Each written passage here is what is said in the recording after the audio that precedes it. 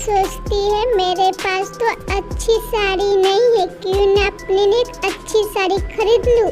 Market करने निकल जाती है तो मार्केट जाती तो उसे ब्लू वाली साड़ी बहुत पसंद आता है, तो दया तुरंत उसे खरीद लेती है। खरीदने के बाद दुकानदार को पैसे देकर सोसाइटी में से जाती है, तो उसे सोसाइटी में रोशन, बबीता, अंजलि मिलती है।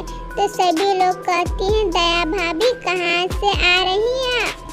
तो दया कहती है दीपावली आ रही थी, इसलिए मेरे पास अच्छी साड़ी नहीं थी, मैं मार्केट गई थी, अपने लिए साड़ी खरीदी हूँ। थोड़ी देर सभी लोग बातें करते हैं, उसके बाद दया वहाँ से चली जाती है। जाने के बाद सोफे पर साड़ी रखकर फ्रेश होने के लिए चली जाती है। जब थोड़ी देर बाद आती है तो देखती है कि उसका साड़ी किसी ने चुरा लिया है। दया अपनी फ्रेंडों पर शक करती है, तुरंत कॉल कर अपने घर बुलाती है। थोड़ी देर में उनकी फ्रेंड आ जाती हैं, तो दया कहती कंपाउंड में जो नीचे आप सबको साड़ी दिखाई थी वो चोरी हो गई है, इस बारे में क्या आप सब जानते हैं? सभी मना कर देती है, कहती है नहीं। तो दया कहती ठीक है, थोड़ी देर पहले आप सब क्या कर रही थी? दया भाभी आपसे मिलने के बाद मैं तारक के लिए करेले के जूस बनाने के लिए चली गई थी।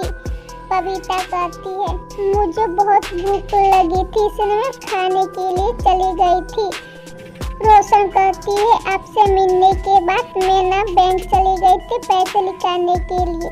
इस सभी की बातें सुनकर दया तुरंत समझ जाती है कि मेरा साड़ी किसने चुराया। क्या आप समझ पाए? अगर आपको आंसर आता है तो अपना आंसर कमेंट लिखिए, इसके लिए आपको 5 सेकंड का समय मिलता है।